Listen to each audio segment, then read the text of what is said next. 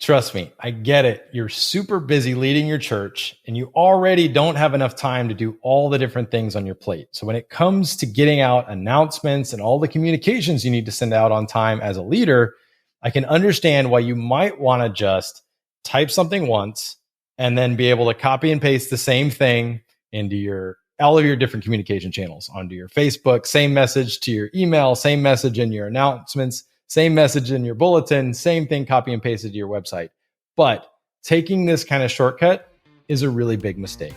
Hey there, it's Matthew Warner, and this is the Finding Uno Show.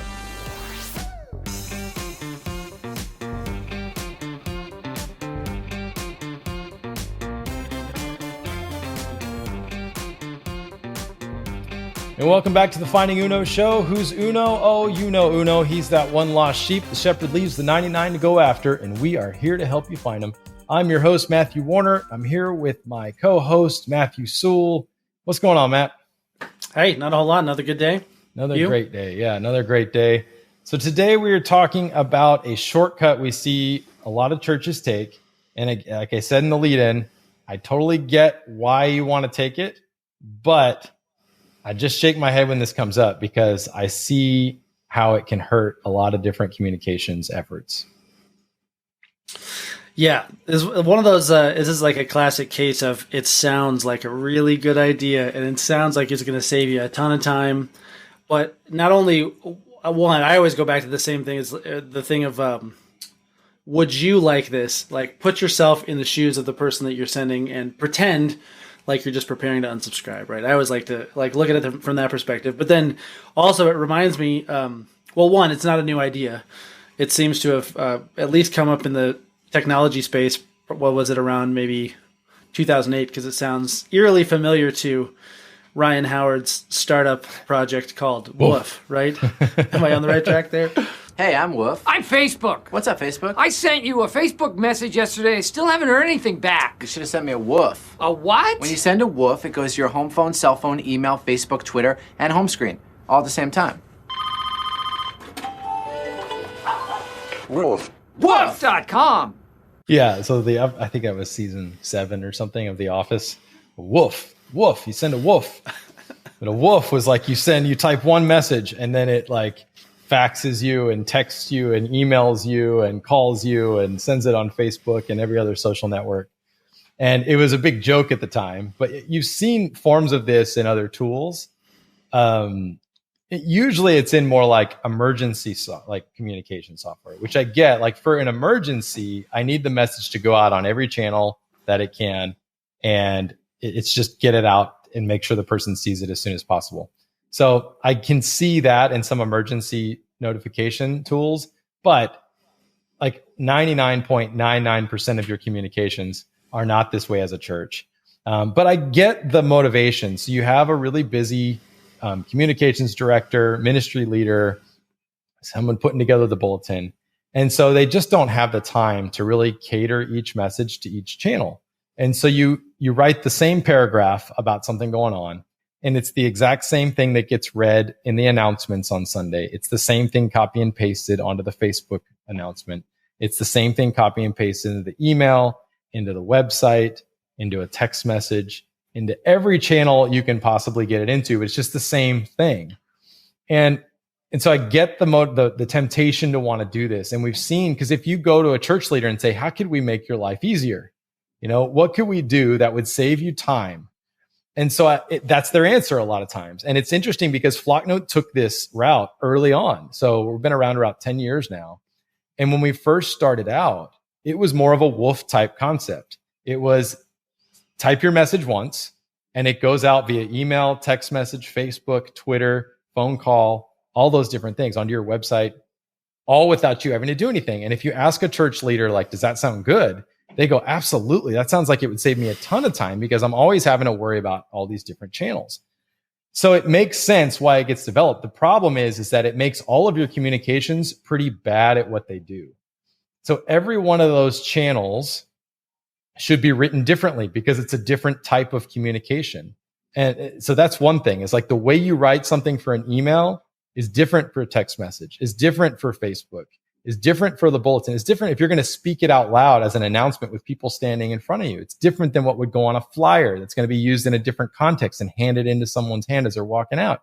So it has to be written differently. If you want it to be good, which we've talked about this before, if you want to compete in today's communication noise of everything going on, you have to have really good communications. If you're not willing to put in the extra effort to make them really good for each channel, then you're not going to compete and you just become the noise. You're just part of the noise then. And you don't want to be part of the noise as a church. So it's pointless to take a shortcut that just makes all of your communication more noise-like. And then the second part, go ahead. I was going to say it's kind of a victim of a lot of churches, at least a lot of maybe institutional churches like mainline Protestants, Catholics, Episcopal, or Orthodox, all those ones where like the infrastructure is really built up. Where like, you know, the evangelical churches seem like they kind of have to pull themselves up by their bootstraps. They have to be on the cutting edge because, you know, they started from nothing. It was the people who were like the pastor who was there was the one who started the church, right? A lot of the older ones, that's not quite the case. They've been established. They have generations of the same families coming to their churches, which is a great thing. But it seems like it's kind of a victim of like, okay, we don't have a lot of staff. We're all overworked and underpaid. We're just going to keep doing what we know, right? Which is understandable, but it's just not. It just isn't an excuse anymore. I remember hearing a church leader out on the East Coast say to a bunch of fellow pastors, you know, we don't have the luxury of pews filling back up again because families are having a bunch of kids or because the kids are coming to the same church that the parents are or any of those sorts of things. So we have to kind of innovate, which is, it's nice that there's been that movement, but this just seems like a knee-jerk kind of short-sighted response to that, both I think in terms of the impulse on the church side, but then also in terms of like softwares that develop that to say, oh no, we're going to give you what you ask for. It like harkens back to, was it a real Henry Ford quote? If you asked people what they wanted, they would have asked for faster horses. Right. But he invented a car. I don't know if that's an actual quote, but yeah, but that's what this makes me think of. Yeah, it is. It's very much that way, and we learned that lesson early on, where that's what church leaders thought they wanted because it did solve a real pain point. But the problem is that it then undermines the whole reason you're doing it in the first place. So people say, "Well, I don't have time to spend, put in more effort in each of these communication channels." And it's like, if you don't have time to write the message properly for that channel, you're better off a lot of times just not sending anything on that channel. You have to put in the time. It's one of the most important things you do as a leader.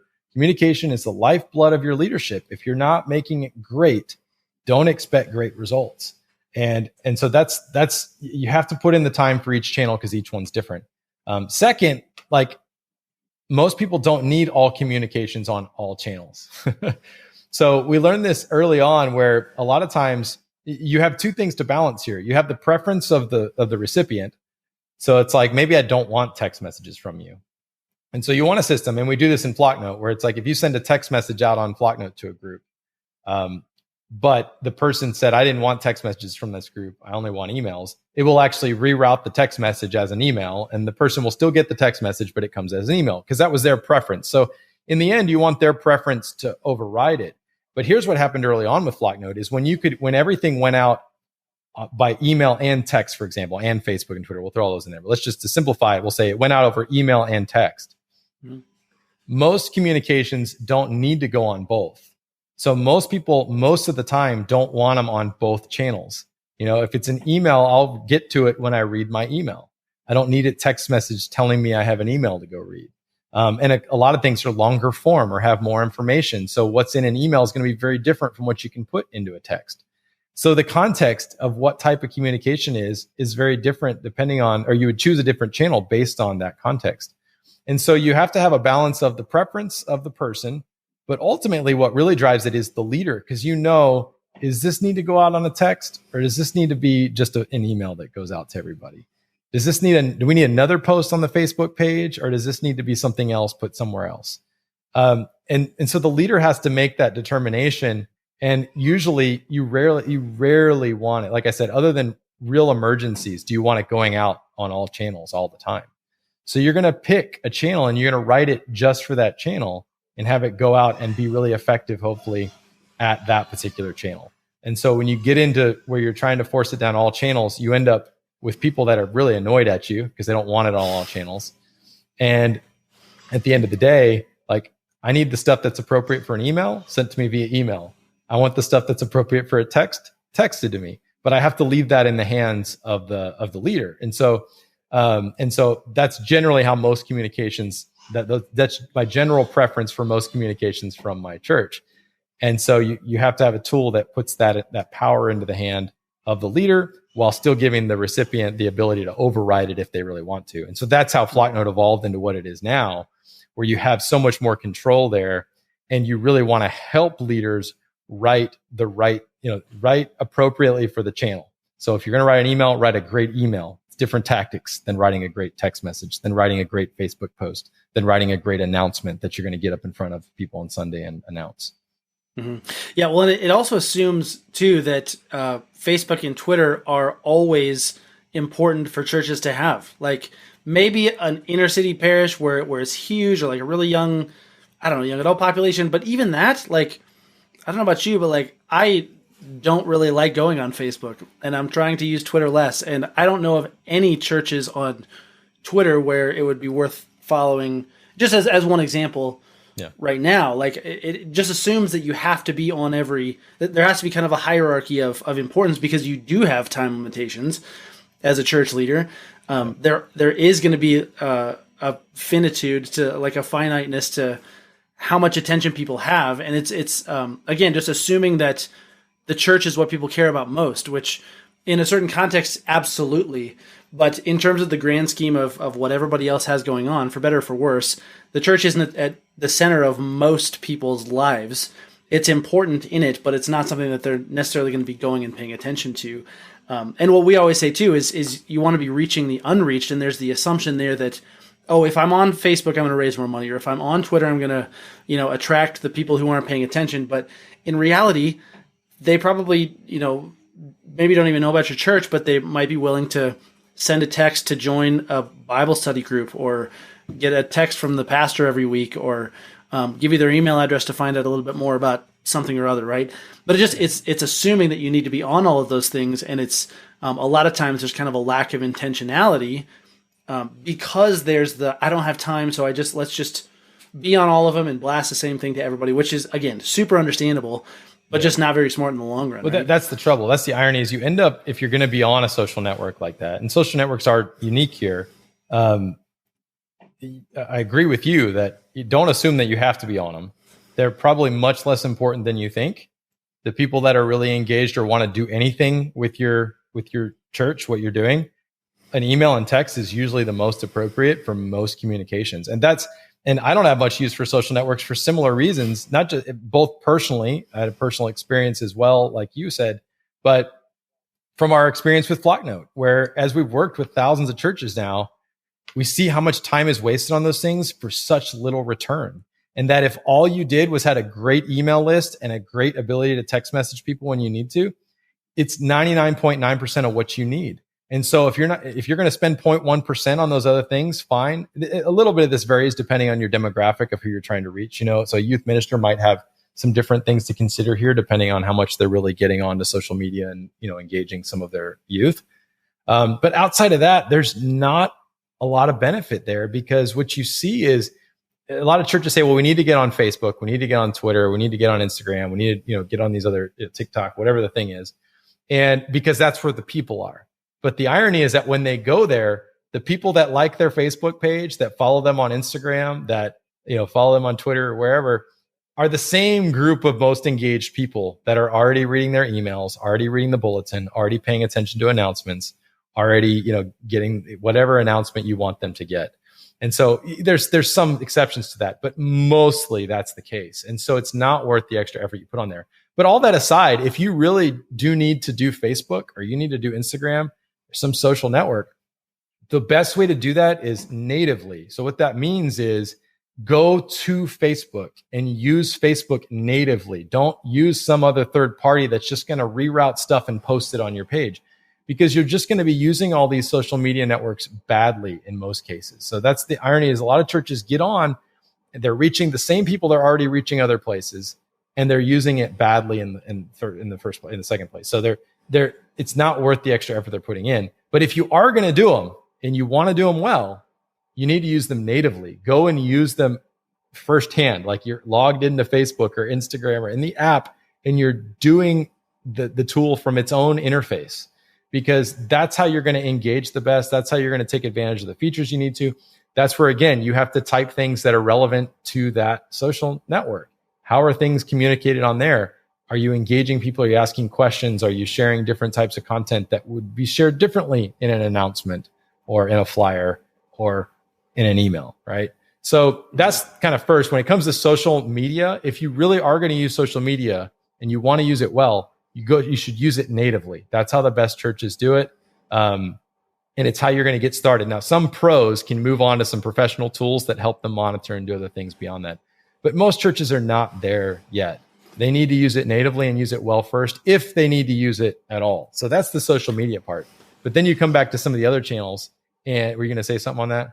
Yeah. Oh, I was just going to say really quick. And even the pros, like, they're not using the same tool to post on their social media that also does email and text for them. Like, absolutely. Like never, right? That's right. Flocknote has the option to post stuff to Facebook and to Twitter if you want to, but we always kind of couch it. It's never going to post it by default. It's always kind of be really intentional with it. But in terms of managing social media, like, there are so many tools, Hootsuite, Buffer, lots of other ones that just like do it light years better than any. And there's a reason that they don't have an email and texting thing built in for it, because even though it sounds easy on its face, any pro who lives and breathes that stuff all day long in the secular world for a business knows that there's just, it's like, I was like, I kind of wanted to touch on like opportunity cost. There was like, it's always dangerous to talk about churches in the context of like acting like a business or like thinking like a business. But I only say that like in terms of being hungry and, expecting to fail unless you give like your best, most intentional effort. Like, we have to think about opportunity costs all day long. Should we do this because it takes this much time, or should we do this because we won't have enough time to do both? So we have to pick one or the other. It just seems like churches always kind of like take like a middle line, or try to do all of them, or just get overwhelmed and do nothing. Anyways, I just wanted to mention that line about the pros using this specific tool because like you're right, they're never using, that's not the same tool they're using for email and texting and all that stuff. So I think we found a unique sweet spot with Flocknote, which, like we said, you even mentioned it, you can still post to Facebook and Twitter, through Flocknote. It's just not really recommended. We have people that still use that feature. It's just not, we don't even sell that as really a point that much anymore, because it's not the best way to use it. Go use those tools natively if you want. Where we did find a sweet spot is with email and texting, and kind of managing your direct communications with all of your members for churches is really, really good. And so I think that's why Flocknote's been so popular with that sort of combination. But even within Flocknote, the email composer is very different from the text message composer, because to make a great email, it takes different tools and different ways of formatting it and ways of using it. So you need specialized things for those. And I guess the bottom line is here, this is not I'm all for working smarter, not harder, if you can do it. This is one of those spots where it's not a shortcut to be able to quickly take something you said on one channel and just automatically post it to others. It makes for bad communications on most of those channels, or at least not good enough communications, because what we need to be doing is the opposite of this. We need to be putting more time into our communications because they're that important. And if you're not going to put the time into it, maybe you shouldn't bother, because it may not, people are going to read it less and less, and you may even be doing more harm than good if it's just more boring, same old stuff. And again, that's why people tuned out the announcements. It's why they learned to tune out a lot of your other communications, because they're just average. They're ho-hum. They're just copying, pasting lots of the same information each week. And so people learn to stop reading it. And so in the end, you want to say less. We talk about having few, saying less and communicating more, because if you get to the point quicker and you can say something in shorter amount of words, great. That's better.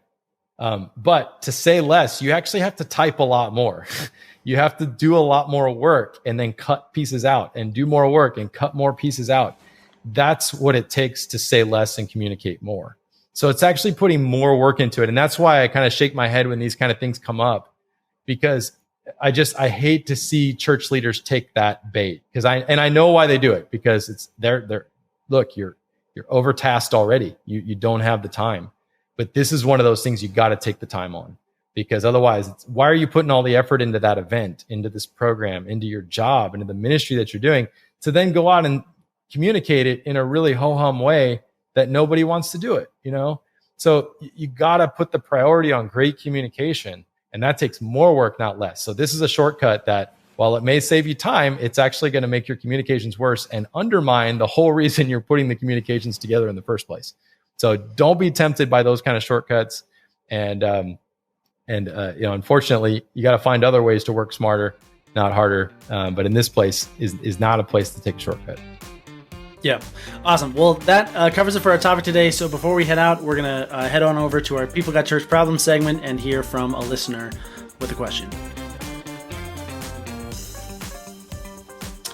Okay, today's question is from a person who would like to remain anonymous, but they said it would be great if particularly small churches invested in tools such as Flocknote with the same fervor as the phone and light bill. So it sounds like they may be asking, how can I help churches do that, or what are our thoughts? Yeah, so it's funny. I used to use the donut bill, because I think when we started Flocknote, churches 10 years ago, churches didn't have a software budget. Most of them, like, they didn't really have that in the budget. So any amount seemed too expensive. So we can't afford that. But yet they were spending, hundreds of dollars a week on donuts for everybody coming in because they knew donuts are important, and donuts are important. But so is the phone and the light bill. But I think there's a couple reasons I think they get stuck in this. But the main idea is sort of the return on investment, that buying the right tools saves you a lot of money, time, effort. And it's particularly, this person is saying, particularly for small churches, it's really even more important for small churches because you're trying to do a lot more with less. And to do more with less, you need the right tools. And with the right tools, you can do a lot more with less. But you got to get the right tools. So you can get a lot of the wrong tools and just be paying a lot of money and not getting value out of it. But getting the right tools is more than worth it. And I mean, Flocknote's an easy one for people to justify because you immediately see the value of how it drives giving, direct impact to financial support for your community, to be able to ask for money, get people plugged in, engagement. Communication is like the light bill for a church. I mean, if you're not getting the word out about things, you may as well not have the lights on either, because it's just, you can't function without good communication. So we've been fortunate, I think, that Flocknote has become kind of like the light bill, where you have to have it if you want to function and compete with all the noise and other communications out there and have a thriving community. There's some other tools that may be kind of on the fence of whether they're kind of necessity or not. But at the heart of it is convincing leadership to understand the tools that way. So talk to other people and say, what are the tools you can't do without? But you have to get across the concept of the return on the investment. So how much is this going to give us based on what it costs us?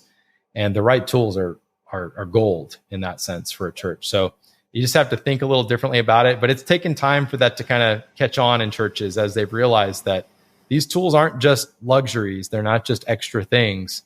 Like this is essential to what we do, is to be able to reach our people, connect with them, get them information when they need it, ask them questions, get feedback, all the things you do over a great communication tool like Flocknote. So you just have to put it into the right category in the budget, and all of a sudden, it's a lot easier to sell.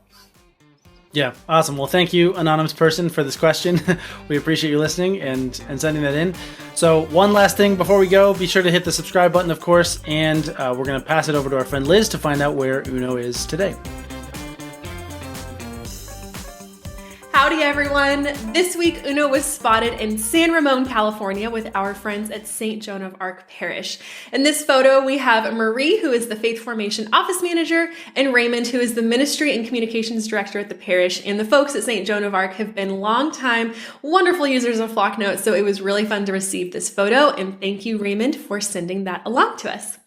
So this closes out our first season of the Finding Uno show. We are so grateful to those of you who have tuned in, and we're excited to continue bringing helpful content to you and connecting with all of our listeners in season 2. So please keep an eye out for that. And in the meantime, share our podcast with someone you think would benefit from it, whether it's a staff member, a team member, colleague, relative, friend, whoever it may be. Please tell them about the Finding Uno show, and we will see you in season 2. God bless.